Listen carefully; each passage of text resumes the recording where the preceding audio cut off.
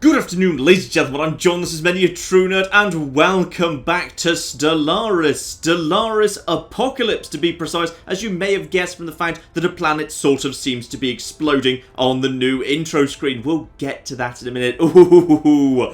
Oh, I am so glad Stellaris is back, because Stellaris Apocalypse is basically the new expansion for Stellaris, which features 5 different flavours of Death Star and Space Mongols. And you want to know what's even better? That's not even the most exciting thing in this new iteration of Stellaris. Just let your brain digest that for a second. 5 flavours of Death Star, Space Mongols, that's not the best thing. Because this is also Stellaris 2.0. And Stellaris 2.0 is extremely exciting and very bold and admirable. Because basically what the Stellaris devs have done is say, you know what? Certain things that have been in Stellaris from the beginning aren't quite working exactly as we wanted them to. So screw it. We're going to throw out like how empires work and how war works and how just about everything works and also all the game balance and all the resources and how all those pay for things. We're going to throw all of that out and build a brand new foundation for a brand new Stellaris, and we're going to introduce at the same time as 5 different Death Stars. I love these guys. I love them so much. Let's dive into this, shall we? And for this new playthrough, I have prepared a new empire. Say hello to the tenants of Tabby. Yes, indeed, we will indeed be playing as Tabby. Tabby conquering the universe, and as soon as we possibly can, of course, blowing up another planet, because that just sounds really, really awesome. Let me introduce you to this new empire, because a few things have actually changed with empires and what each kind of civic and whatever means, and some new civics and all sorts of other cool stuff. So this is the core shape of the empire I've set up, and basically what I've been trying to do is make sure this empire can get what I consider to be the most exciting, interesting, important and hard to get hold of resources fairly easily. So I've gone for a little bit of egalitarian. That's because, yeah, that means I get a faction influence gain up. You really, really need influence in Stellaris 2.0. I'll get into why. Like, I'm not going to explain all the changes because there's like 10 bajillion of them, so I'll just explain them as they go along. But influence is really, really important. So faction influence gain being a little bit up, that'll be very, very useful indeed. I've also gone for spiritualists. Spiritualists just got a little bit better, which is marvellous, because spiritualists now get monthly unity plus 10% empire-wide, which is really, really bloody useful. They also get the new Hallowed Worlds thing. We'll get to them when they come up, but they're kind of fun and cool as well. You know how back in the old Stellaris, the actual spiritualist Fallen Empire could create its Hallowed Worlds on Gaia Worlds? Yeah, now you can do the same thing, which is really cool.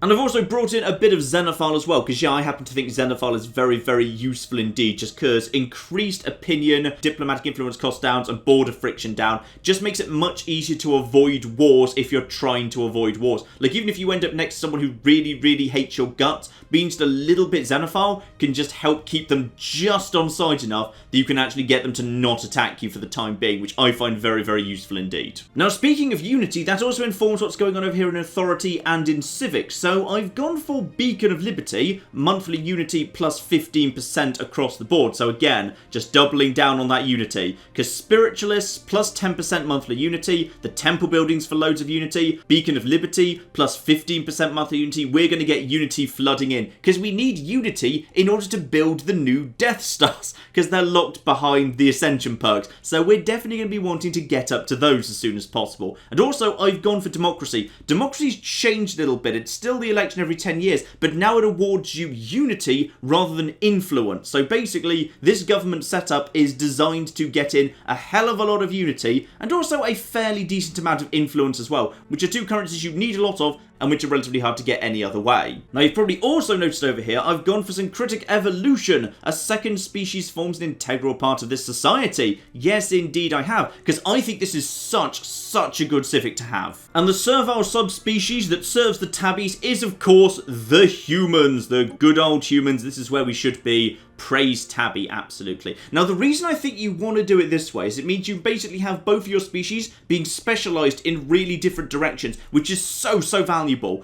So for the humans, what I've basically gone and done is I've set them up, well, by default, they're serviles and they're strong, so they get, happiness, minerals, and food up by 10% all round, and strong is another 5% minerals, plus 20% army damage. They make excellent soldiers, which is really, really good indeed. What I also wanted to do, however, was give them a few more things. So I gave them fleeting, so their leader lifespan is down 10 years. Don't worry, we'll sort that out as soon as we begin. And deviance, governing ethics attraction minus 15%, but that's kind of a freebie, because the serviles, they already get plus 50% governing ethics attraction, so they're still plus 35 overall, which is still very, very worthwhile. And that means we can basically fund down here industrious. So that's another minerals plus 15%. So industrious plus 15, then you get strong is another 5 and serviles is another 10. So basically the humans are really, really good at mining. Also, it just amuses me that the human's primary job is to produce food so that Tabby can eat, and money so that Tabby can have the things she needs, which basically summarises mine and Claire's relationship to Tabby. As for the Tabby traits, I basically gave them a free extra point by going for weak, because of course they don't need to be strong because the Claires can just do the mining and the farming and all the fighting in the army, so that's absolutely fine. Meanwhile, sedentary always strikes me as a really useful, convenient one to just basically give, because yeah, migration speed down and resettlement cost up. Honestly, for -1 points, that's worth it, because then you can basically give yourself more important traits, because as a debuff, I don't consider that serious, and that means I can fund the stuff I really want Tabby to be able to do. So now Tabby can be intelligent, so Tabby can work in all the science labs and whatever. Rapid breeders, I consider this pretty much a must-have, just because, yeah, your population multiplying and spreading faster just means you can be harvesting more squares on your planet sooner. Always very, very useful indeed. And traditional. And Tabby is most definitely intelligent and traditional. She likes her routine. And that gives the Tabbies an extra 10% unity output. So basically we're going to be wanting to get those temples built and get Tabbies on them as soon as possible, because then we're just going to be swimming in unity. And because they're new and cool and sci-fi utopian-y, we're going to be going for the new style humanoid ships. And I believe I also said, yeah, the humanoid style cities, because those look really cool in the background too. And we'll take a tropical world as well, because there's loads of nice trees for Tabby to, like, you know, go out and climb and provide shade for her. Generally, it'll just be a nice, fun place for the young Tabbies to grow up. Here's something new that Stellaris devs have been playing with as well. 10 bajillion sliders. They just love their sliders, so there's a lot more kind of personalization to your games here. So my plan is to basically go for, yeah, the hugest galaxy you can go for with 1,000 stars. Now, spiral 2 arms. And normally I play with elliptical, because I just like the galaxy to all be a great big mess and web of interconnection systems. But I'll get into kind of why I want to play spiral 2 arms when we actually begin. In terms of AA empires, I happen to have it at 26. It caps out at 30 these days. I like about 26. It feels about right to be. 30 is just a tiny bit too crowded, because I like having all 5 fallen empires present and correct. That's the 4 default together with the ancient caretakers from Synthetic Dawn. So when you've got actually 5 fallen empires in there as well, I think 26 AA empires is quite enough. These buttons at the side basically let you randomize to know exactly what's going to be present. So somewhere between 5 and 11 advanced AI starts seems pretty good to me, so I don't know how many advanced empires are out there. And then we get into some of the cool new stuff. So Marauder Empires, these are basically the Space Mongols. So let's just say there's going to be 2 of them. I won't randomize that because I might get 1. I would like there to be like at least 2. So let's just say 2, and there'll be 2 out there somewhere. Marvellous. Tech Tradition Cost. This is fun. So basically, if you want everyone to be able to get access to, say, you know, the Death Stars of various descriptions really fast, just whack that up to 5 times, and everyone will basically be able to feel Death Stars by, you know, the early mid-game points. And then you can just blow up the world. We're not going to do that, though. That's fine. Let's just keep that at a standard 1 speed. In all fairness, we're going to have plenty of Unity coming in, so we should be advancing pretty fast up the tradition tree regardless. How many habitable worlds at present can also be whacked up to basically being flipping worlds you can settle literally everywhere. Or if you want to make planets really, really rare, you can knock that down to 0.25. So then planets are really something worth fighting over. That one's kind of interesting, and I've kind of played a really brief game just looking at that and just went into observer mode. Yeah, the tiny number of planets that are available when you do that is really kind of fascinating. But let's stick it at 1. I think they actually mentioned in a dev demo they were planning to slightly tone down the number of habitable worlds anyway, so there might not be quite as many worlds as you're expecting. Primitives, however, I always have just a tiny bit up, because I think primitive civilizations are really cool and provide just a bit of extra fun into the galaxy, because, you know, them coming of age and being observed and potentially welcome them into your empire, or watching like a new empire kind of spring up really late in the game. I think that's just kind of fun to watch, so I'm going to have those be a little bit more common. And I'm going to up the crisis strength as well, because last time I played Stellaris with the Space Romans, I did find if I was able to actually unite most of the galaxy. But actually, when it came to the final showdown against the actual Unbidden, I actually was able to beat them when my allies didn't show up. So I'm going to make the crisis 50% stronger just to make things a little bit more challenging for me. And I'm also going to have the mid and late game stuff kick off fairly early. Not the earliest it can. If you want to, you can basically have it show up. Yeah, you begin the year 2200, so if you want to, you can have mid-game stuff kicking off 25 years after you begin, if you're an absolute flipping lunatic. But let's have it all kicking off, like, you know, theoretically fairly early. That's not like the year it's guaranteed to kick off, it's just the earliest point it can kick off.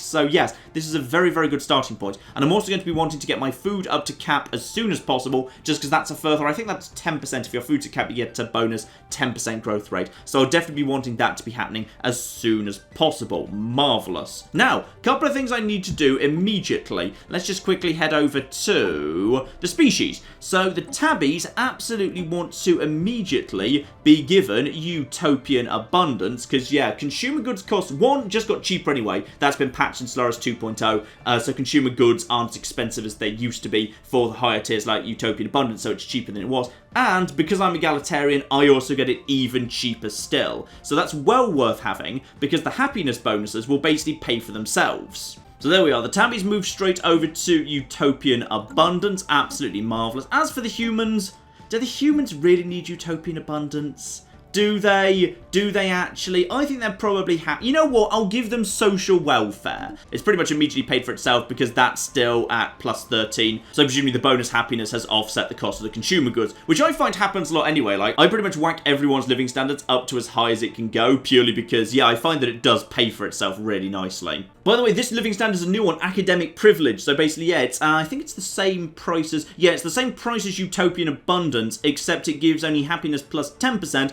but also leads to plus 10% in engineering, physics, and society output. So very good if you've got a particular species that's like your scientist race. I personally prefer, for the moment at least, utopian abundance for the tabbies, just because happiness 20% will also benefit unity gain, because the tabbies aren't just about science, they're also about unity. In fact, unity is kind of their focus. Science is just their secondary thing. So as a result, yeah, that might be a nice one to tinker with later. We don't need it just yet. Now, one very important thing. The humans. We need to make sure straight away we change their military service from full to limited so they don't produce leaders.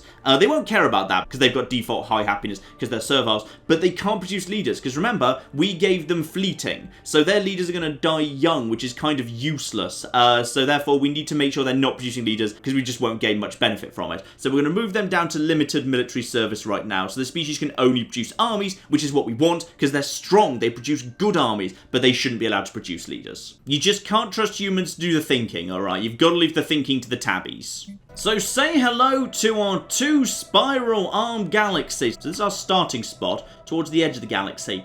I'm pretty happy with this actually, because yeah, it's going to be all about choke points these days, and 2-arm spirals have a couple of really nice things about them. If we just kind of go into the centre here, this area is all super nicely well connected, but there are logical choke points that form up pretty easily. So for example, if we wanted to fortify these 2 systems, we could form a nice blockade here, this here's a nice blockade here, this here, that's a nice couple of little spots, can be a blockade, or here or here. Like 2-arm spirals are a really nice blend of really densely packed systems where you can go anywhere, and the odd choke point, which I think really suits the new Stellaris 2.0. You will, however, probably notice our empire is actually a lot smaller than you'd expect. Yes, empires have completely changed, by the way.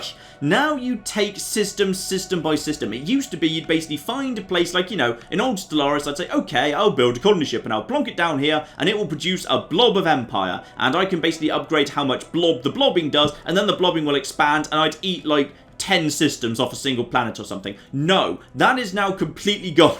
Colony ships don't do that anymore. Colony ships actually can only be settled inside your own territory. Now you settle territory using basically frontier outposts and spaceports that have been merged together. Screw it, I'll just show you, it'll be easier.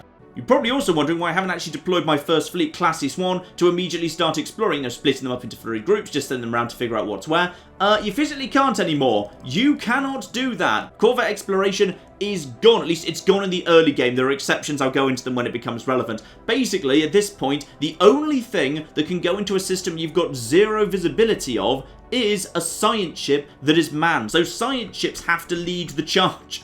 So my 1 science ship can immediately head in this direction, and actually he can just explore the system. Like, you can do a full survey, or you can just do an explore. An explore basically lets, you know, any other ship enter that system if you prefer to. But I may as well survey immediately. Because of this, I think you basically need more science ships. In all fairness, I always build a 2nd science ship immediately. So I'm going to get a 2nd science ship in right the hell now, because I consider that really important. And down on the surface, because I want that unity, which space is... Actually, this isn't a bad little starting planet. There's not a single empty space on it, which is kind of cool.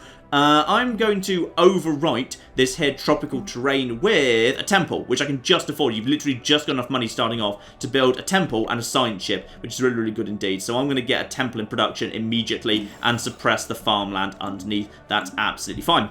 Let's also look at the science as well. Science works broadly similarly to how it used to. There's some new technology that's been changed around and explain new technologies as they happen to come up. But basically, yeah, science is broadly as it ever was. Do I want to improve deflectors or fusion reactor? Probably best not to actually turn down fusion reactor while it happens to be there, because that one's always going to be flipping useful. Aha! Planetary unification's changed, by the way. That now generates monthly unity +5, which I will absolutely take as a very, very good idea indeed. And over in engineering, we've got armor. Armor has changed. Armor used to be damage reduction. You slapped armor on your ship, and basically the amount of armor you slapped on worked as a function of damage reduction after shields. So shields were a certain fixed number of hit points, and then the amount of damage your hull was taking was basically, there was a damage reduction based on how much armor you had. Now armor is basically just a second tier of shielding. Your shield points go down first, then your armor points go down, then your hull points go down. So armor is basically just, yeah, it's just shield that doesn't require power. So it's actually pretty good. I need to dig into kind of why you don't just go all armor, to be honest, because equivalent tier armor and shield seem to be about as good as each other. It's just you don't actually need power to power the armor. Possibly it's more expensive. I need to dig into that more. And also coil guns. You might be wondering why I didn't flag what sort of weapon I was starting with. You don't actually pick a sort of weapon you start with anymore. Every species starts with the basic tier of nuclear missiles and lasers and the coil guns, or whatever the projectile tier 1 weapon is technically called. So go on then, let's get coil guns 2 up. That's not a bad thing at all. Let's get that underway. Marvellous. So, with that all selected, we can actually get time ticking along here. Now, while this ship actually starts moving in this direction, we need to also address, and this is, it doesn't feel like this should be the biggest change. I think this is actually one of the biggest, most important changes in Stellaris, just because it has a huge, huge impact on game flow. Now, basically, if I want to go to, say, this system up here, then the ship in question, this science ship, needs to actually go to this area where it actually says, okay, it's in this direction you need to go to. Back in old Stellaris, basically, if I had the science ship, say, if it was down here, it would just go to the edge of the galaxy, whichever was closest, and then teleport over there. And that's true under all circumstances. So in just a moment, that science ship will actually head over there, and then I'll explain exactly why that's such a huge deal for game flow and game speed. But before I could do that, new science vessel spawned. Marvellous. Recruit new scientist. Aha! This is another big change. Recruitment is now using energy, not influence, because influence is used for a whole bunch of other stuff. Yeah, a lot of the currencies have actually changed what they do. We'll just kind of cover that as it comes up. But as a result, I need 200 energy. That's bad luck. I was kind of hoping to get the, I think it's the eager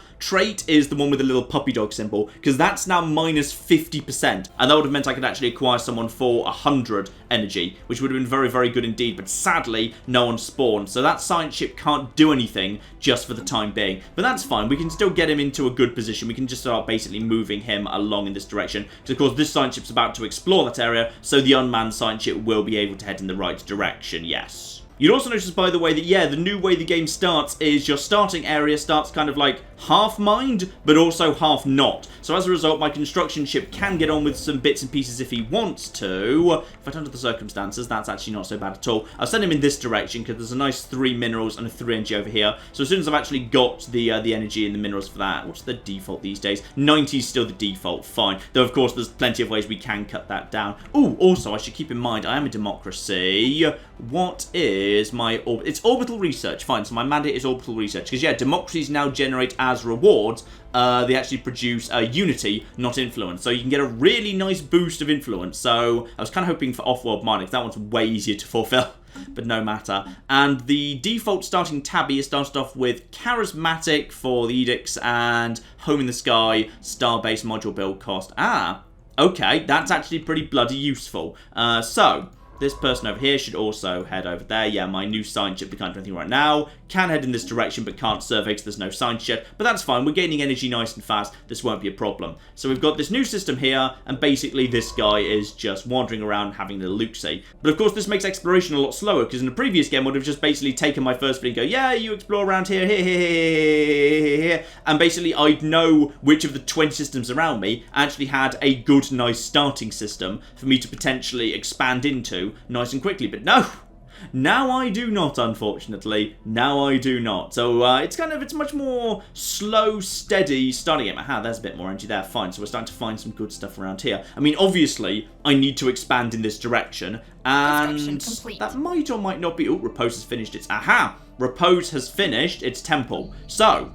the temple, by default, no human, you don't go in the temple, alright? That's what the tabbies are for. So I'm going to take a tabby... Yeah, I'm going to take a tabby off... Ooh.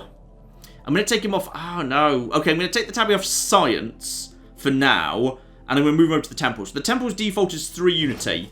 Tabby gets that straight up to 4.46. Temple plus 3, traditional plus 10%, happiness plus 5%, beacon of liberty plus 15%, spiritualist plus 10%, and thanks to the Pontifex Thales tabby, which pretty much I think any Pontifex Thales will pretty much pass on, plus another 6%, and the governor plus 2%. 4.46 unity being gathered immediately on your starting planet. Oh yes, yes, yes, yes. We're just 5 months away from our first tradition. That's marvellous. And perfect timing, I think we've just hit, yep, we've hit about 90 odd minerals there. So let's get an actual mining station around Nova Arabia around there. Yes, because I've gone for the Roman naming protocol for the tabbies. As a result, like all the planets get really, really cool naming protocols. This is actually not a bad little starting system at all, actually. We got ourselves, yeah, some lovely, lovely minerals, high energy, double physics, yeah. That's not bad in the slightest for a starting system. And I like the fact it's only got one entrance, so we can barricade it up in the event that we run into trouble. Anyway, I never actually explained what I said was going to be the biggest change in game flow. Yeah, this is kind of huge. So basically, fleet movement is now really slow. It's going to feel so slow to you. And it really bugged me when I first played this. I put about, I think, about 8 to 10 hours into Apocalypse before I started recording this. So I wanted to get my head around the basic systems before I actually started making a series. So it's going to really annoy you, because it really annoyed me, until you start getting that you can't actually play this game like you used to play. You have to rethink how you play this game. Because imagine I want to move a fleet from Lux over to this system, whatever this system happens to be. So my fleet has to move from orbit around, actually it wouldn't move from orbit and repose, they now orbit around the kind of the station, so this station right here.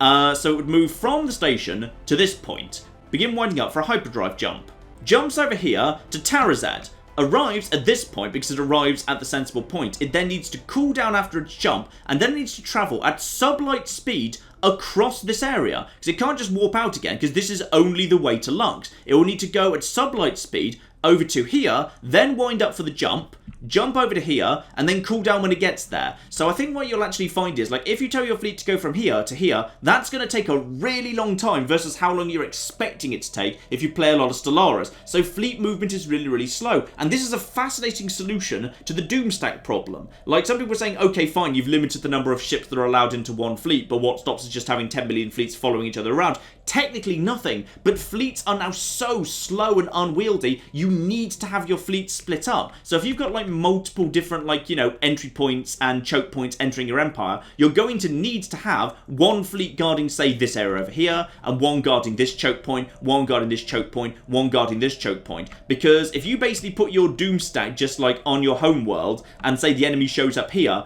it could be like months, maybe even like over an in-game year before your fleet can make it from here down to here, at least until you've significantly invested in things like the boosters for sublight speed, admirals with things like, I think Trickster, or is it Trickster or Jester? I can't remember. The one that gives you bonus sublight speed. Like, seriously, prioritize admirals that have bonuses to sublight speed. It's so flipping important. Or bonuses to hyperdrive cooldown, and prioritize getting hyperdrive up to 2 and 3.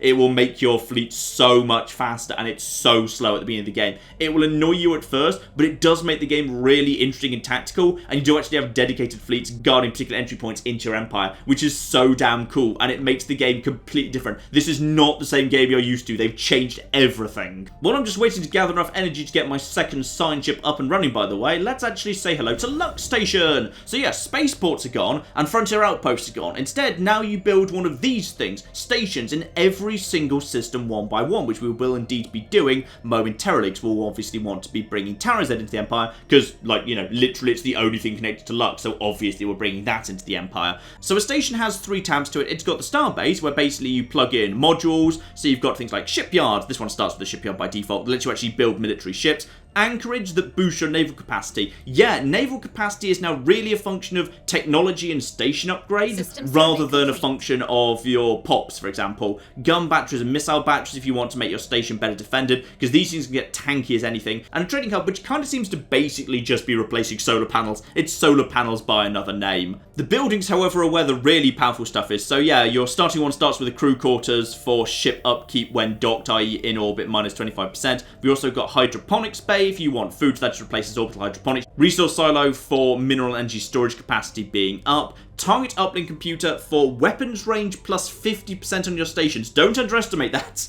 because these are not like spaceports. These things can be ridiculously powerful once you get them upgraded. Communications jammer. This one's fun. So effect on hostile ships, sublight speed minus 20%, combat disengagement chance minus 20%. That one can be really useful. We'll get into combat disengagement when we actually start fighting. And disruption field generator. So shield hit points minus 20%. You can really turn the tide of a battle just with a station. Now here's where things get fun. Defensors. No longer do actual construction ships build defensive platforms. Defensive platforms instead are built as a function of stations. So you can basically build a defensive platform. In this case, it's going to cost me 217. You just specify what you want it to look like in the ship design like you ever did. But you can build up to 6 of them around one actual station. So you can have the station upgraded with things like, you know, I want to give it gun batteries and missile batteries, and I also want to have 6 defense platforms around it. And defense platforms over time can have ludicrously big weapons on them. We know that. I haven't seen it myself, but we know from the dev diaries you can have the new massive Titanic class weapons attached to defense platforms. So basically you can create a ridiculously impenetrable, impassable barrier in the form of an upgraded station, which if your fleet just basically hides behind, you can basically just create an impassable thing that the enemy may not be able to get past. Even if your fleet's significantly weaker than the enemy, if you just hold a choke point behind an upgraded station, you can hold out against a superior foe and basically just weather the storm there, which is really, really cool. And again, this means you don't need to have your ships all blobbed together in a doom stack, because a small fleet with an upgraded station can absolutely hold against a massively superior fleet, letting the rest of your fleet go around and do other stuff at the same time. And the shipyard's pretty much exactly as it ever was. That just lets you build the ships you've already unlocked. Anyway, nothing too sexy and dramatic in this system, just 4 energy, so time to get everything else moving on. So you head over here, survey this system, and yeah, in just 1 month we'll actually be able to get a new scientist going on this science ship, and he can head in this direction, and that will be lovely. My construction ship, meanwhile, is going to start actually expanding the empire, and nice, it's the beginning of April 2201, and we've got our first tradition available. Marvellous. Pretty much I'll be rushing expansion like I always used to do that, and I still think it's a good idea. Colony development speed up by 100%, very, very nice indeed, leading to some really fun stuff. And in particular, there's one I want to get as soon as possible, which is Reach for the Stars, Starbase influence cost reduced by 10%. Starbase is the default thing you need to slap down. So basically, if you want to take over a system, you need to slap down a Starbase in it. So getting that to be as cheap as possible, as soon as possible, very, very good idea, because you're going to be buying those immediately. So yeah, definitely going to be wanting to rush to that. And with +7, oh, less than a year until I can actually get that. Absolutely flipping marvellous. And speak of the devil, 200 energy, mag-flippinificent, recruit a new scientist, sadly still no person who's actually got the little puppy symbol. Actually, you know what we will do? This person is resilient, which isn't that useful at 39. I'm going to basically bring this person over here on board the actual science ship. Lovely, so you can basically just be resilient over there. Now, I know that means that has not got a thing, but then if we recruit you, yeah, that means we can just bring the Spark of Genius person into actual research. And I kind of want a Spark of Genius person to be researching, because to my mind, like in the early game, society is really important, because society does all, you know, when you run into space creatures, you need society to go off and do that. When you run into other species, you need society to translate their language. Society in the early game is the most important one to my mind, so I'll probably be looking to actually, yeah, get some bonus society in. Plus, monthly Unity +5 is really powerful, so I'd like to get that in as soon as possible too. So, now I've got my 2 science ships up and running, going in different directions. Absolutely flipping marvellous. And +16 on the minerals as well. Just quickly check in on repose down on the surface, and I think we'll find... Where's the new tabby? Yes, the new tabby is currently growing in 0.6 a month. Yeah, base 1 +20% from rapid breeders. We need to get this thing filled up, but because I've got minimal food stockpiling, that'll hit 200 pretty soon, which will be very, very nice indeed. And we've got, aha! we've got a planet. And while it's actually in orange, now everything's in orange until you've actually scanned it. I do know it's a tropical world, so actually it's a good match for the tabbies. Unfortunately, it's also small, under 12. So what I'm going to do, actually, because I do like finding out, I'm impatient like this. I'm going to tell this team to actually scan the planet first, and then you can actually scan the system. Which is inefficient, but screw it. I'm curious what that planet's like. What have you found? Ooh. You, however, have found a tropical world 23 and a big Arctic world as well. Well, I think we might have just found something good. And we've passed 100 minerals. Now, that's important. Construction ship, would you now please actually expand our empire? So if you want to expand your empire, you need to select a new system, build Starbase outpost for 100 minerals and 75 influence. Every time I want to expand the empire, I do that. I actually brought this guy over here, close by to where he needs to warp out. We've discovered alien life. Probably not real alien life. Still, that's 60 research points. That's very welcome. He's going to head over there, and he's going to build a new outpost. And we have indeed scanned this world. That is not terrible. Might make a good breadbasket world, actually. I might just kind of potentially slap down a system there purely for the sake of saying food, food, food, food, food. Alien pets, adorable. Because obviously the tabbies need pets of their own. Aside from the humans, of course. Why did you scan the useless, crappy planet first? Just get over to this planet. Scan that first. That's the exciting, sexy thing here, damn it. So yes, indeed, apparently everyone back on Repose is extremely excited by the discovery of adorable alien life. Docile, non-sapient creatures can easily be domesticated, and their friendly demeanour and appealing looks would make them popular as pets and companions. Excellent. I'm glad that our first exposure to alien life was indeed completely flipping adorable. And the scanner's completed, it's gone green. So that's the Arctic world. Actually, not bad either, but I can actually settle it. They've changed habitation, so I think you can pretty much settle whatever you want. You just have to deal with the happiness penalties now. That's not bad. That's not bad. 4 minerals, plenty of science, few empty spaces, which isn't great. Actually, plenty of food on it too. Albeit there's plenty of volcanoes, and yeah, it's kind of unfortunate when there's 4 different types of tile blocker, because yeah, you can't actually take Mastery of Nature to learn all the tile blocker text anymore. That's not what that does these days. I'll get into what that does, because what that does now is even better, but you do now need to always research the actual tile blocker text, unfortunately. Now, you've probably noticed that this little construction ship has actually been building this little frontier outpost for quite a while. He has. It's a bit on the slow side. So what I'm actually going to do is, though I wouldn't normally do this, I'm going to get a second construction ship out. I think it's really worth, basically, as soon as you can, having double construction ship, double science ship. And honestly, I'll probably want a third science ship sooner rather than later. So yeah, we'll just get that going there. I've now got a new construction ship coming in who can finish up actually setting up, say, the 3 power and the 2 physics there. And you see there, my empire has now expanded. That is now how expansion works. And this guy has now got nothing to do for the time being, so he may as well actually...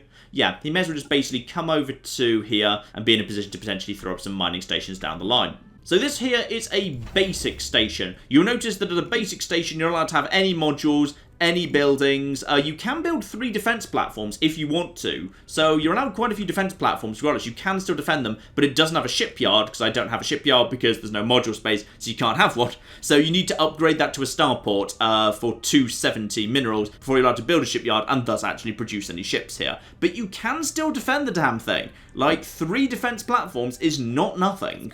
And perfect timing, a nutrition becomes available, and spot on, reach for the stars, Starbase influence cost down by 10%. Very, very useful indeed, and that leads into Starbase capacity up by 2.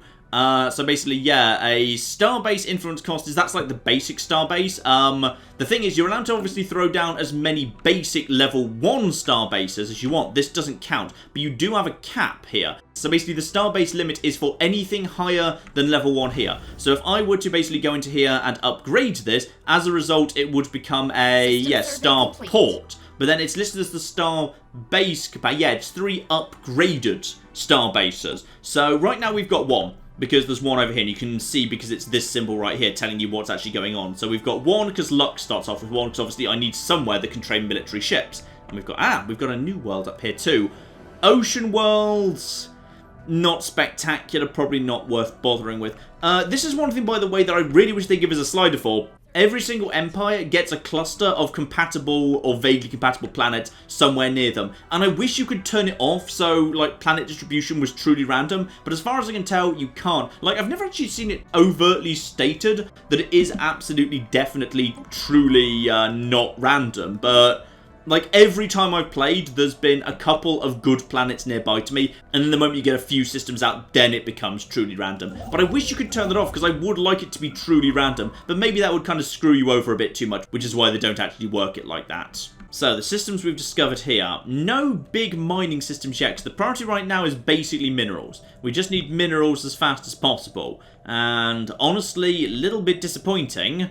Yeah, this system's okay, but not spectacular. No minerals in the actual system I want to expand into, but plenty of potential power and a good amount of physics to be got out of that as well. But, yeah, I need to find a good mining area. Or, aha, that is, hang on, that's actually a pulsar, isn't it? Yes, a pulsar. Now, this is a good time to introduce the fact that now there's actual proper environmental hazards depending on system. So basically, in a pulsar network, there are no shields. Shields just don't count for anything. So, in theory, if, say, later in the game, a massive Fallen Empire or a Crisis showed up that had loads of shields, you could basically retrofit out your fleet with nothing but armor and no shields whatsoever, and say, hey, come at me, and just hold out here and crest skim. And then when they show up, their shields are literally worth nothing. So all of a sudden, you've got a massive advantage you wouldn't have otherwise, combined with the advantage of all the extra power you could put on your Starbase in the system. So yeah, picking where you have your battles now matters a lot more than it used to, because different types of stars and systems provide some very, very different and important bonuses.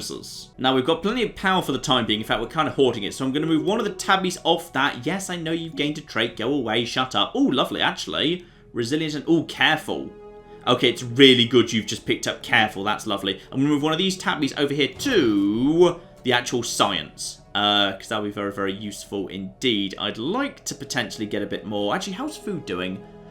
Our food's capped out. Good, that's going to boost growth rate. So now, what have we got here? Hang on, find someone who's growing at the time being. So this tabby has plus 20% rapid breeders and plus 0.07. So that's plus 7% from the food surplus. Fine, so plus 27% growth rate right now. That will do, and that's another planet. We can see Desert World. Small, not appropriate for us, but still might be worth having a little bit of a look scene. Still, this is an interesting and unfortunate start, really, because we don't actually have much in the way of mining opportunities close by to us. We could do with some mining opportunities. Right, well, we're not really in a position to go expanding out to the lovely tropical world yet, so in which case I may as well, next time we hit a new month, yes indeed, you go over here and bring this into the Empire. Right now we're floating a decent amount of influence. We are keeping up, which is good.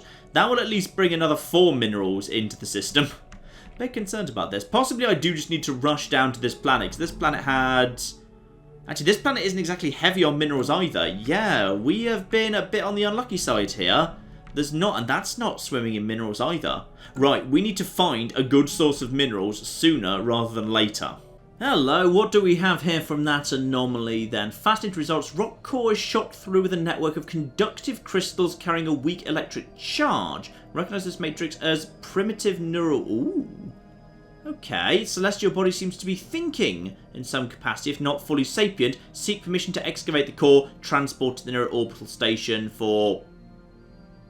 Okay, I'm mildly concerned about this, but go on then. As it's nice and early on, we'll give it a go. Ah, I think we just killed it, which is unfortunate.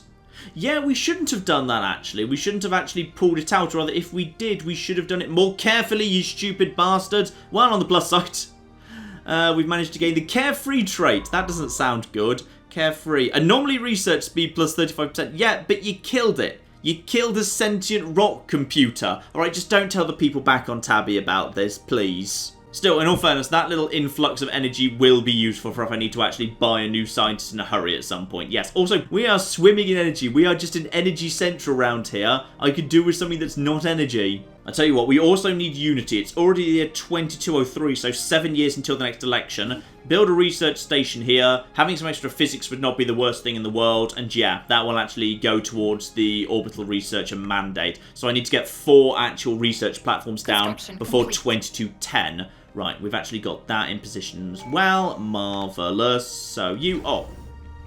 Okay, hang on. Actually, construction ship. Back over to you, please. Can you just actually move here? Thank you. We need those minerals back. I'll reimburse you momentarily. But actually, the priority is getting, because that's a 4 mineral planet. So let's get that down as a priority, please. We'll get that down first. And we've got more traditions coming through. So, colonization fever. Capital buildings +1 unity, that's very useful. Starbase capacity increased by 2. No, we don't need that as a priority. We've not even got up to the cap we've got. So take colonization fever, start working up towards, getting a new life done before we get our first colony down would be very, very useful indeed.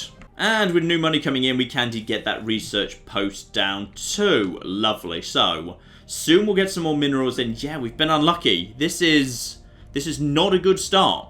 To be honest, this isn't a good start at all, just because we're so lacking in minerals. If I could find someone to trade with to get hold of some more minerals, that'd be marvellous, but no sign of any other life, aside from a few cute pets down on the planet's surface as yet. I'll tell you what we can do down on the surface. Over here, we've got 2 mineral square over on repose. Let's get rid of that, because now you use just energy to clear out actual tile blockers as well. So let's just clear out some of this while we're actually swimming in some lovely, lovely energy. Get that out of the way too, Clear out both of them. Those are 2 good spots there. Because then, by the time that's done, I've built a mine. Hopefully, this human will be about done. And we can get them mining over here, and that will just be perfect. This gives a good example of the new game pace, by the way. I've brought this sign ship round here, round to this point, because, potentially it's more useful for him to scan here, here, and here, before he actually scans around here. So basically I've brought him from Holden, round to here. So he came out of here, now has to cross this system at sublight speed.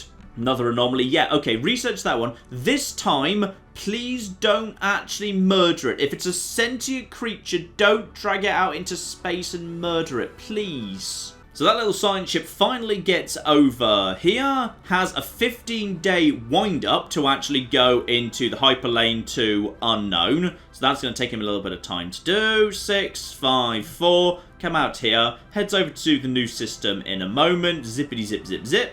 Enters a new system, which I get a brief look into, which is convenient. And we've got ourselves, that is, hang on, come out here. Tundra. I feel like potentially this might be a bug, because when you actually go into the system, it doesn't actually say what it is.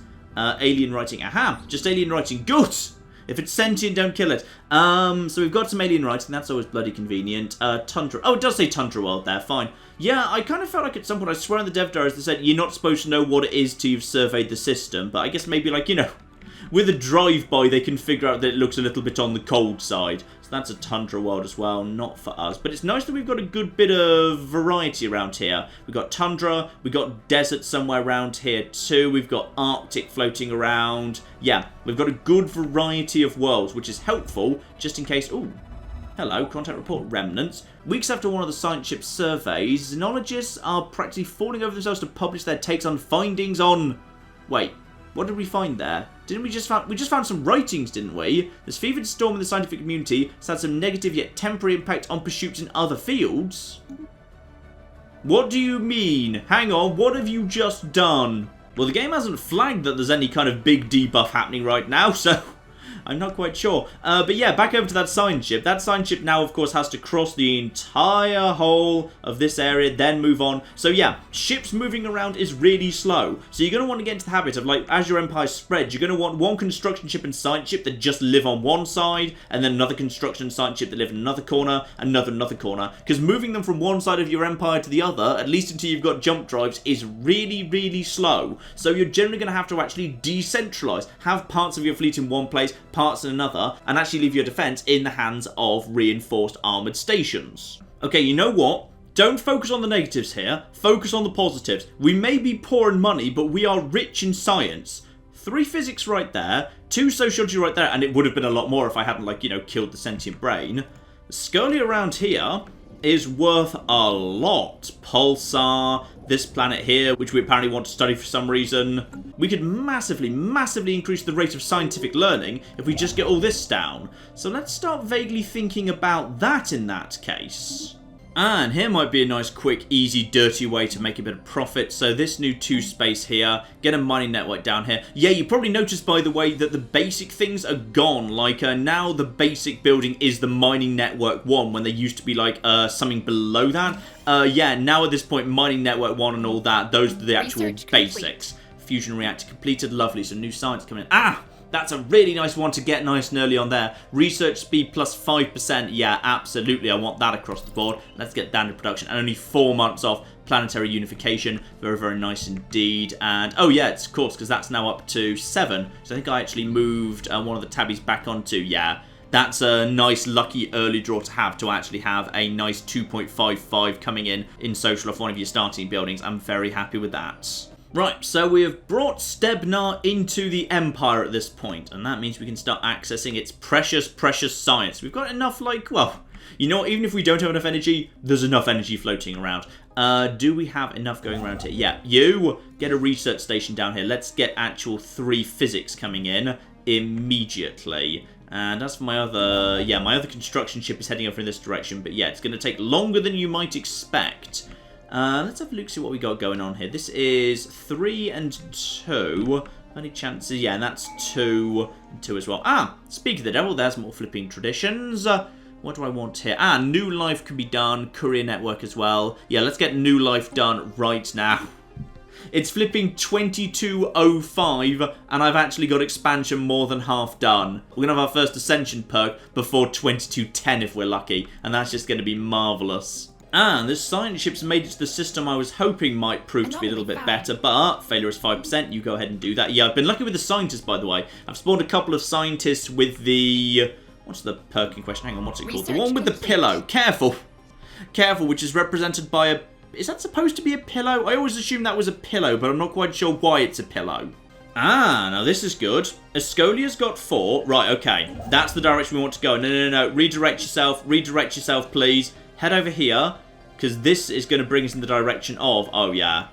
Okay, Escolia's a gold mine of science, and also a gold mine of, like, you know, gold. Also, ooh, plus 15. We are now 15 months away from the next tradition, because we just actually got that beautiful, beautiful plus 5 unity of planetary unification, which is very, very nice indeed. Now we've got... Oh, don't make me pick. That's hard game. That's a really hard pick. Hollow Temple has been drawn really early, which is really cool because that's the upgrade for the temples. That's even more unity.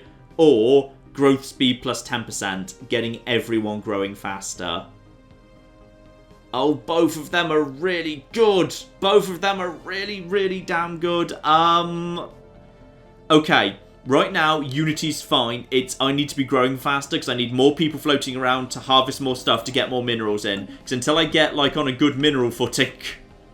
And we have just happened to spawn in an impoverished part of the galaxy, unfortunately. Yeah, I need some better growth rates. Plus, you'll be able to do that really fast because you're the Spark of Genius guy. Yeah, less than 3 years for growth speed up 10%. I will take that very, very gladly indeed. And let's have a quick look at the edicts, by the way. No, not that. The edicts. Thank you. Because, yeah, edicts have changed quite dramatically too. Now, there's all sorts of different ones going on here. So we've got, map the stars. Yeah, go on then. Let's spend a little bit of influence on Map the Stars. I've got a little bit of a surplus right now. I'm going to get that underway. So basically, I've just spent 85 influence up front for the next, for the next 13 years. Survey speed's up 25% and anomaly discovery chances up 10%. While I'm going around scanning 10 bajillion things, why the hell not, eh? And yeah, there's a whole bunch of other stuff too. So I've got Hallow Planet. Don't I need to... I could have sworn I needed to... I think I wouldn't be allowed to... take that until I've actually taken the relevant ascendancy perk. Because, yeah, hang on, let me go into the ascendancies here. Yeah, here we go. Consecrated World unlocks Planetary Edict Consecrate Worlds. Oh, hang on. Is Consecrate and Hallow different? I'm not quite sure, but yeah, as a spiritualist, I can also declare a saint, which is really, really cool indeed, albeit it's a bit expensive for now, but for 170 influence, I can boost monthly unity by a further 15%. So I can trade 150 influence for a lot of unity, which is absolutely something I will be looking to do at some point. Also, another one that's really good if you end up floating loads of energy is Healthcare Campaign. Growth speed up by 20% for 13 years. I think that's by default like 10, but I'm getting some bonuses too. Healthcare Campaign growth speed, yeah, I want that. So actually, you know what? Yeah, let's not be negative. Let's focus on the fact that I'm flipping surrounded by flipping energy right now. If I just start harvesting all this energy, in no time at all, I can have a healthcare campaign going on. That's even more flipping growth. Yes. All right, let's get growing here. Let's get science. Let's get growth. All right, let's not be vulgar. Let's not worry about money. Let's just think about the science, damn it. Now, because I've just spent a load of influence on Map the Stars, I'm currently lacking in the influence to actually expand the Empire much further right now. So for the time being, I should probably just be focusing on, yeah, actually building up... potentially, you know, this would be a good time for me to get my colony ship out. Because in a few months, I can get my first colony ship out, and I can get Stebnar founded, which will be absolutely flipping marvellous. So how about, actually, you, construction ship, return to this territory, because we're not going to actually have the... hang on, we need to have another 54 influence before you can build that Starbase. That's going to be... that's quite a way off. So how about you actually just move back over to here and start slapping down some energy stuff, and we'll get working on that healthcare campaign as soon as possible. Aha, and here's another easy win. So that mining network's done. Pull that down here. That is, yeah, up to plus 21, just because this area was higher yield than this area. And this person is nearly done growing. Move you up there as well. Tabbies are not good at mining, but if they have to, they can get their paws a little bit dirty. Albeit, yeah, remember, they're weak, so it's not the best thing for them. But I'm going to get a new mine built here, just because, and this tabby... actually, no. The best thing is, tabbies are weak, which gives them a kind of a negative impact on mining, but they can farm just fine. Okay, you come down here immediately. Actually, no. Wait for that to be done. Wait for that to be done. The tabby's almost done. And then we'll move you down here. The tabby moves up to here. The tabby does the farming. That's fine, because sure, tabbies don't enjoy farming, but it does let them be close to the food. They can just have, like, you know, a little nibble off the top. So the tabbies get to eat first. It's fair compensation. Okay, here we go. We've managed to save up 300 minerals. It's currently 2206. Let's get the first colony ship out there. Obviously, we're sending the tabbies on their way. Absolutely marvellous. That's going to take a fair bit of time to actually get done. Yeah, it's kind of weird, actually. Because there's the station, which does not produce civilian ships. It only produces military ships, and even then only if you've built a shipyard. If you actually want to build civilian ships, you need to go into the spaceport tab for any of your planets. But you never build a spaceport anymore. And if you zoom in, there's no spaceport. So I'm not quite sure what's going on there. But it's just a thing now. It's just a flipping thing. Meanwhile, back on the surface, I believe everything should be... aha! You move down to this mining network over here. You move up to the farm, because we can't afford to actually be eating into our food surplus. This person's almost done as well. They're going to be done for... wait, how long? Okay, it's going to take you a while to be done, unfortunately. You're not quite as close as I'd like, but no matter. We could slap down a new farm here and replace this spot with a mine, which we desperately need. And by the way, in 2206, here's our 4th tradition. I'll take Courier Network, just because soon we will actually have our first planet down, which is flipping marvellous. Everything is happy. Yeah, here we go. Actual flipping colony ship coming in soon, albeit those are slow to build. And get those mining stations down to, actually, 2206. Ooh, 2206. We need to actually start getting down the research outposts. How much do we actually need? We've built 2. Okay, I need 2 more. Oh, there's 5 engineering in this system. 5 engineering. That's not bad. That's not bad at all. There's some minerals here. There's some minerals here. And 5 engineering points. That would, like, double my engineering output. And, ooh. Hello, 6 minerals. Okay. Now we're cooking, getting somewhere. Alright. Panic temporarily averted. That's the tundra world we've already seen. That is not suitable for tabbies, to be honest, but slap an actual outpost down there. That is some good mining for the actual humans to be getting on with, in theory, yes. Alright, this little construction ship can't actually lay down a frontier outpost, sorry, a starbase, over here in Samantha just yet, but by the time he gets there, he will be able to, because movement is so slow these days. Repose down on the surface, how's that going? Yes, perfect. So that's already cleared out. Get a new farm down over there. Then I'll simply move someone over there. That'll be absolutely fine. And then we can just put a new actual mining outpost here, because we kind of need mining. We need mining as a flipping priority here. Oh, hello. Oh, yeah, this is the right direction to expand into. Right.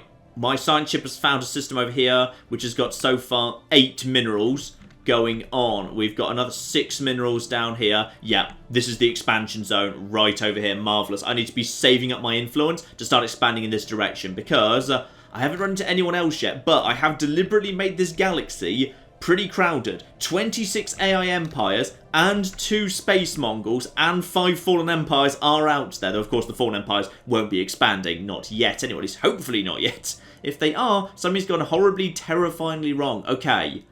This is looking much better. Do we have enough actual influence yet? Yes, you do, because it's only 67 influence because of the perks I've already taken. So, you head over here, over to Samantha, get that sorted out, and momentarily, my colony ship will be done too. That can head over here to Stebnar, and we can get that done as well. Marvellous. And we absolutely want to be dropping down, yeah, this spot right here, because then we can get working on those minerals over there as soon as possible. I'm kind of sad to be squishing a society spot, but yeah, I can't actually land on a tile blocker. So if I want to actually have this be boosted by the ship, and I absolutely 100% do, I mean, there's no other place that's even remotely as good, so we're just going to have to squish that. But yes, Stebnar Prime, I don't think so. So I've got Claire with me to help me out with this, because I feel like Claire should have a say in this. So, the homeworld, I named it Repose. Oh, that's good. Which I thought was a cute name. I thought it was a cute name for the homeworld of the Tabbies and their human helpers, in inverted commas. They don't, you know, get paid and they have to work in the mines, or they get whipped by the Tabbies, or they're happy to work in the mines. Happy to work in the Tabbies don't have to do any whipping. Exactly. They do occasionally scratch a little bit. They bat without claws. They occasionally forget they've got their claws out. Let's just put it that way. Tabby occasionally bats at us, but forgets she has her claws out. She didn't mean to scratch Claire all the time. Anyway, we've got this new world here. It's covered in jungles. It's going to be a good, like, little kind of mining planet and stuff. Hang on, let's see if I can actually just show it to you nice and quickly here. Yep, so there's, you know, there's lots of food on it. There's loads of food. There's a few volcanoes, actually, so it's going to be nice and toasty. Okay, we've been discussing this, and on the basis of all of the active volcanoes and the humidity of the jungle, so it's going to be a nice warm place, we're going to go with Toasty Cushion. This is going to be the first colony of Toasty Cushion, and I'm sure the Tabbies are going to be happy there. And I'll rename the actual system as well, because I just kind of like the system to be named the same thing as the actual planet in question. But this is just because this is, no, not Toasty Cushion 3, just Toasty Cushion. Yeah, the planets get renamed when you rename the system. I should rename the system first. Toasty Cushion, lovely. So there we are. The actual ship is on its way, and in the meantime, hello, what's that? That is, that's just a scientist. Scientist at level 3 at this point. In fact, actually, resilient, level 3 already, and carefree. That's not bad at all. Ooh. Okay, this here. This isn't a trap, is it? No, this isn't one of the trap mods where there's like the asteroid field which spawns the aliens that murder you. This is just a really, really damn good system. Right, we need to lock that down. And for that, we need the influence. We need influence sooner rather than later. Okay, you, Tabby, move up to this farm, so we're still making a profit on the food. This farm, however, gets replaced with our mining network. This isn't really the ideal spot for it, but we're just really desperately clawing for every mineral we can get hold of right now. I'll almost certainly replace that with something else down the line. What I'm also really looking forward to as soon as possible is factions starting to exist, because as an egalitarian, I can get a lot of influence from factions if I keep them happy. So I'm just kind of waiting for the first faction to spawn, because that should be a really big boost in the amount of influence I'm getting in. Because yeah, it's very hard to get hold of influence these days, because you used to be able to in democracies just basically fulfill the mandate, but now you actually can't anymore, because that gives you unity. So, yeah, it's quite difficult to get hold of influence, but it's very, very important indeed. So that's why I think egalitarians have a really nice advantage in some ways. And, like, yeah, potentially, like, a fanatical egalitarian that's actually got, say, like, the parliamentary system civics, they just basically get all the bonus influence from factions, then just keep your factions happy. You could be just swimming in influence, which would help with rapid expansion so fast if you also just kind of blended that with a lucky start with plenty of minerals on the fly. Okay, the colony ship's already present, or almost at least now. This ship over here can get the mandate fulfilled. So, this construction ship, let's get ourselves, yeah, we've got just enough money right now for a research station for our 3 engineering. 3 engineering's lovely, and then another over here by the time you're done, and that should then be the orbital research mandate completed. That'll be a dump of Unity, and that should be enough when it's done. Actually, you know what? We might hit it before we even get to that. We are absolutely looking at our first ascendancy perk in 2208, which is, you know, not exactly speedrun territory, but it's still pretty bloody fast. It's what I wanted to be seeing. Oh, and research speed up 5%. That's just flipping marvellous. Now, do I want to go for... assist research. That's probably pretty good, actually. Assist research should be nice. Blue laser would be nice. But I've already just spent a fair bit of time on coil gun 2. System survey complete. I'll take basic combat rolls, actually. I'll take basic combat rolls and research that while you're passing by too. And our colony ship has found an open patch in the jungles. And we have made planetfall. That gets us some free engineering as well. A great day for the tenants of Tabby. Meanwhile, back on Repose, where we're just basically scrambling for money. Yeah, Tabby, I know you don't actually like this. Hang on, what's the most effective way to do this? If you come over here, that gets us... That's only a 4. So you're better off staying down here on the 6. And then we need to find... Actually, you're almost done. You'll be done momentarily next month. And then we can figure out whether that's the best space for you or not. Because right now, all the humans are in the mines. Actually, am I willing to accept... Just for the moment, I'm willing to accept a loss of food. That will be... It's not perfect, but it'll do. You get over there. That's working. Yeah, that's getting us 4 minerals. That's up to plus 29. We're losing food, so we won't have the bonus anymore. Hello, what have we got here? Limbo. This is just, just a random encounter I just did. We found a cavernous vault easily pried open, was evidently the last safe house and refuge of some long-dead race of aliens. While reasonably technologically advanced, it seems they never reached for the stars and perished in some planet-wide natural disaster. The vault is immense, housing thousands of black boxes that... Ooh. Hello. In Limbo. This is an event I'm sure I've heard of, but I never actually happened to have come across before. Right. We've got a special project going on here in Limbo. So we need a science ship 3. Yeah, hang on. Go to that. I think that's you, isn't it? You're 3, aren't you? Just, no, tell me who that is. Yeah, screw it. Get it flipping done. Research that special project. Because I think in Limbo is something special. And in all fairness, we don't need you to be exploring. We've got plenty that we know about round here for the time being. And oh yeah, this is good. And you're done over there. Are you actually done in time for... Yeah, that's you. Get over here. Get some more flipping engineering down right the hell now. And more science is done. Yep, that's the coil gun to... Ooh, flak battery. No. Exoskeletons. I need for the time being to protest. Oh no, but I'd like to get afterburners because, yeah, sublight speed is really, really important. But we're not looking at fighting just yet. Get the powered exoskeletons in. That's only about 2 years out. Then we get plus 5% minerals. And we kind of need that for the time being. And the special project is almost done. Right. What do we have here? So, Vault is a tomb for hopeful immortals. Yes, indeed. A huge block of ternary code found in the databanks. Neural images. Digitized brain scans. Doubtless the aliens of Tei 4 considered this to be their only shot at any kind of survival following whatever calamity befell their planet. They did not have the means to resurrect themselves, but banked on the impossibly small hope that eventually someone else would have those means. I've got bad news, guys. You've been found by some spiritualists who are basically going to be going down the psychic route, if I can, not the robot route. So, yeah, you know what? Rather than actually just taking a little bit more engineering, I am going to download the neural patterns anyway. We'll keep them to hand, alright? I don't know whether we'll actually ever have advanced enough robotics to do anything with them, but screw it, it's kind of fun to have them around. And there we go, the reassuring ding of a new tradition we can take. Yes, indeed.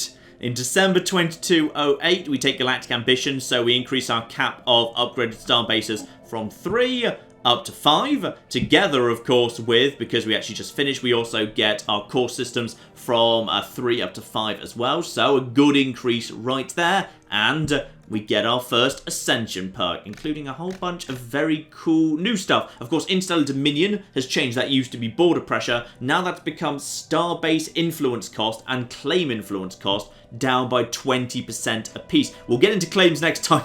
there's a lot to go over here, so I didn't want to like go into fleets and the fleet manager and claims. We'll get into that when it becomes relevant. There's so much that's changed here, so much. So that is now pretty darn useful, because the influence cost being down means I can expand a lot faster. Technological ascendancy has, of course, always been good. Research speed, a flat 10% increase is great. One vision is lovely. Unity up 10% is very, very useful indeed. That's a nice one to take early, because, of course, it means you can get to the next Ascension perks a little bit faster.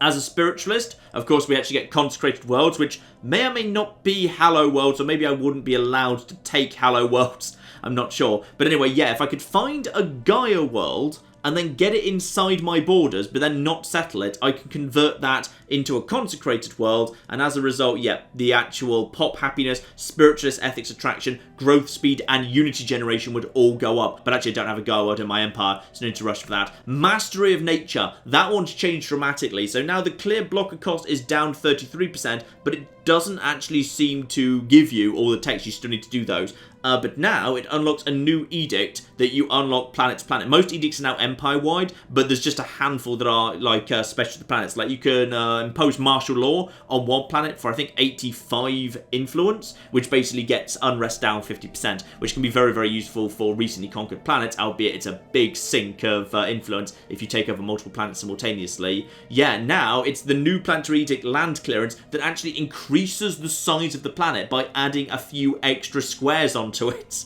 which is really, really damn cool. But by the looks of it, yeah, large planets would only gain like 1. 25 planets can't gain anything because 25 is still the maximum size planet, and smaller planets will gain more tiles. So worlds that might look a little bit small, that you might not normally bother with, could be expanded by 3 tiles, which can be very, very useful indeed. Of course, Imperial Prerogative still does the same as ever does, plus 5 core systems, don't need to worry about that for now. Executive Vigor, edict duration plus 100%. Now that one's really cool, because when you're paying a certain amount up front for an edict, especially if you've actually got bonuses to edicts, because I've already got my edicts running for 13 years. Like, I could have an edict running for 26 years straight for a single batch of influence or energy. Like, I could pay 850 energy and have 20% growth across the entire empire for 26 years. Alright, that's a really, really damn good deal. And shared destiny, subject integration cost minus 50%, obviously not for us, not just yet. So, it's a really hard pick. It's a really, really damn hard pick, but I think one vision is not a bad thing to pick, because we are going for a really high Unity run, and obviously we need Unity in order to get the Ascension perks, because the Ascension perks ultimately is what lets us get to Titans, the new megaships, and the Colossus project, the Planet Crackers, because I kind of want a Planet Cracker. So I'm going to take one vision, because that is going to speed up our Unity, and already it's only 40 months out from the next tradition. So, you know what, ladies and gentlemen, I don't know how long this is going to be when I edit it down, but I suspect quite long. We have done plenty enough for the time being. We have introduced Stellaris 2.0, some of the new systems, how it all fits together. We've got our first colony down, albeit it's not quite ready to go yet, but the colony ship is there. We are building it now. After a bit of a crisis of minerals, we've actually found a good few sites for some minerals, and next time we are going to see if we can get mining on those. We're going to get some science going on, because there's a lot of good science going on around this part of the world. That will be absolutely beautiful. And hopefully we will meet the neighbours. So, all of that coming very, very soon indeed. But in the meantime, I've been John. This has been many a true nerd, and welcome to our new series of Stellaris Apocalypse. Thank you very much, and goodbye. You know, I really hope we've agreed open borders with Japan, by the way. Otherwise, they have basically just invaded. I may have picked the wrong fight over... Yep. And my cities, of course, have got even more flipping high-tech, though mysteriously still completely dependent on, you know, an aqueduct. Now, I'm not saying your entire army is mostly already dead, but it kind of actually is.